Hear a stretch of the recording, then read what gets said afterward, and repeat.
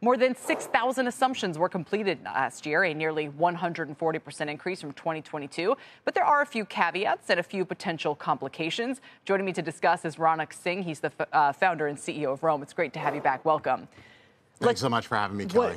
Caveats, complications, just quickly, what would be the downside of doing this? So there's limited to no downside we see of assumable mortgages. You know, the benefits are for home buyers, they can purchase a home from the seller and use that to wind back the clock on rates by purchasing a home with a 3% mortgage. That would cut their monthly mortgage payment in half.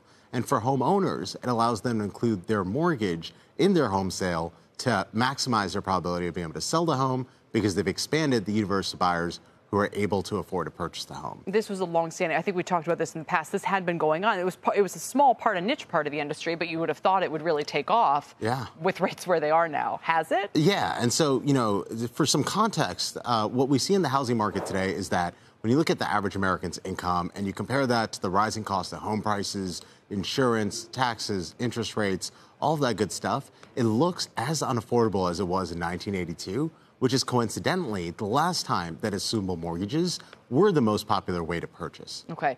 One of the problems could potentially be if you have to pay the difference between the home's current value and the mortgage value. If it's a lower amount and the home is a higher amount, would you have to maybe take a second mortgage? So it gets a little complicated. Yeah, so there are second mortgages that we do offer for customers. Rome doesn't make any fee from helping a customer connect with a second mortgage. We just know that those tools are hard to find and are hard to understand how they're used. So buyers can actually use Rome with a down payment as little as 10%, and their blended rate with that first mortgage and the second mortgage is often 4.5% or 4%, which is a 200 to 250 basis points discount to today's prevailing rates. Overall, you said something interesting, which was that so rates have come down. They're not, a year ago is when they were at a peak. Yeah. So compare mortgage rates overall, I'm talking now for the whole market, with now from a year ago. Are lower rates, you think, unlocking more activity, more demand in the housing market? No, unfortunately not, Kelly. I think it's not been as people would have anticipated. You know, if we take the average first-time home buyer today, you know, they're going to be trying to purchase a home, say 400, 500K. If you're trying to purchase a 400K home today, it's going to be north of $3,000 a month on a monthly payment basis. But the typical first-time home buyer makes $90,000 a year.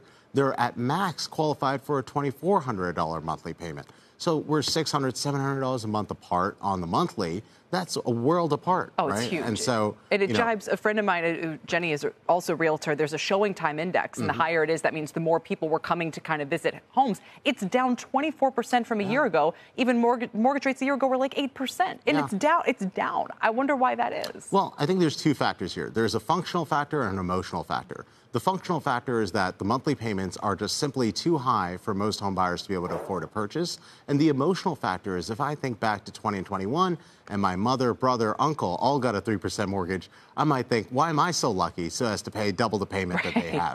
Right. No, I think people are extremely frustrated by it and just kind of on the sidelines until it shakes out. A couple of idiosyncratic solutions have come out aside with, we've heard some campaign trail rhetoric about, you know, this and that incentive, try to increase supply.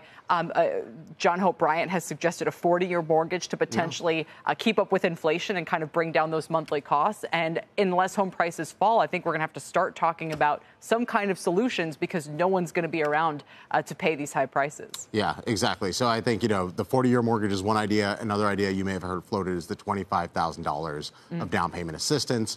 But, you know, I take all of these ideas to mean that housing affordability is weighing on the American voter's mind. It's the most center stage that housing affordability has been in any presidential election I've seen. Yeah, and if you stimulate demand by making it more affordable, the prices are just going to go higher, aren't they? Yeah, so what we need to do is actually expand the amount of inventory that's available to purchase and then reduce the monthly payment that it requires to be able to purchase them.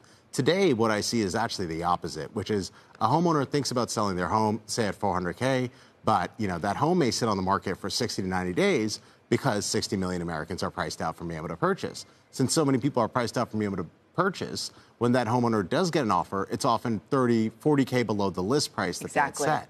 And so then they think, well, I might not even sell. Right, exactly. And other prospective sellers who see that activity think, well, they don't want to sell either. I don't want to sell. I don't want to have 90 days of showings and have people trifle through my home. Is the market weakening in Florida? I see prices falling. I mean, I see the activity in some regions that does look a little bit more like it could rebalance. Yeah, you see increasing months of supply or just longer days to be able to sell, but you're seeing more price cut activity in Florida. I think what this will lead to is that sellers and listing agents need to look to understand how they can best monetize their home and how they can best differentiate it.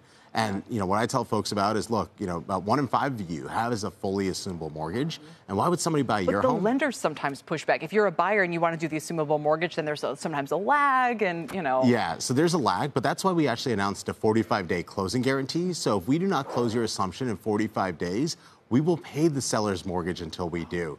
So that eliminates any concern the seller might have about having to make a double mortgage payment when they move.